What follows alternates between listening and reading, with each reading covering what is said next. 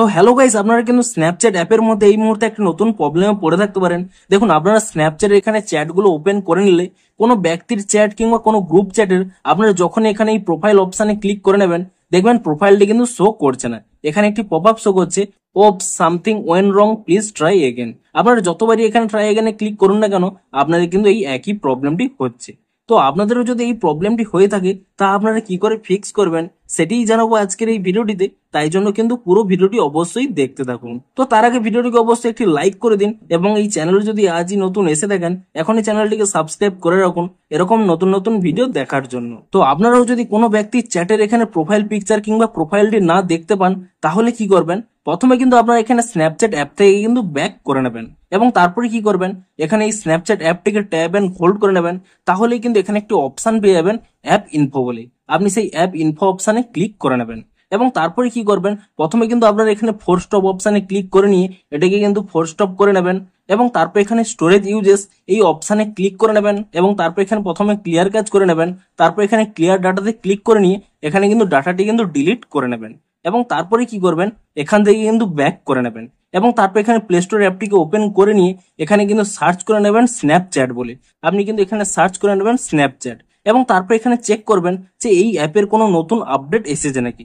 যদি এখানে কোনো নতুন আপডেট এসে থাকে, আপনারা কিন্তু অ্যাপটিকে প্রথমেই কিন্তু আপডেট করে নেবেন এবং অ্যাপটিকে আপডেট করে নেওয়ার পরে তারপরে কিন্তু অ্যাপটিকে আপনারা এখান থেকে কিন্তু ওপেন করে নেবেন এবং অ্যাপটিকে ওপেন করে নেওয়ার পরে তারপরে কিন্তু আপনারা এখানে কিন্তু প্রথমে লগ ইনটি করে নেবেন এবং তারপরে কি করবেন, পুনরায় কিন্তু আপনারা এখানে চ্যাট অপশানে ক্লিক করে নেবেন এবং তারপরে আপনাদের যে প্রবলেমটি হচ্ছিল তা সলভ হয়েছে কিনা চেক করে নেবেন। তো তার জন্য কি করবেন, পুনরায় কিন্তু এখানে কোনো ব্যক্তির চ্যাটের এখানে প্রোফাইল পিকচারে ক্লিক করে নেবেন।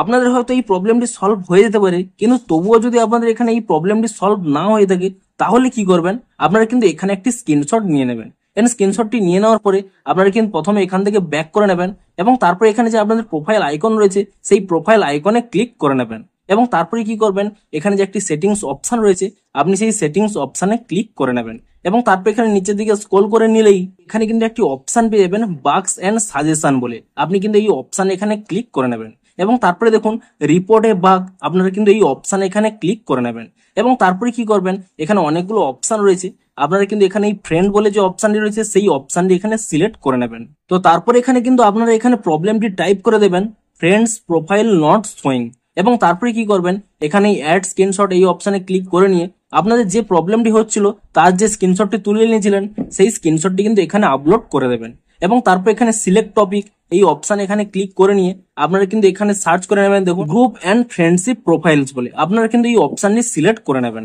এবং তারপরে দেখুন নিচে একটি সাবমিট অপশান পেয়ে যাবেন।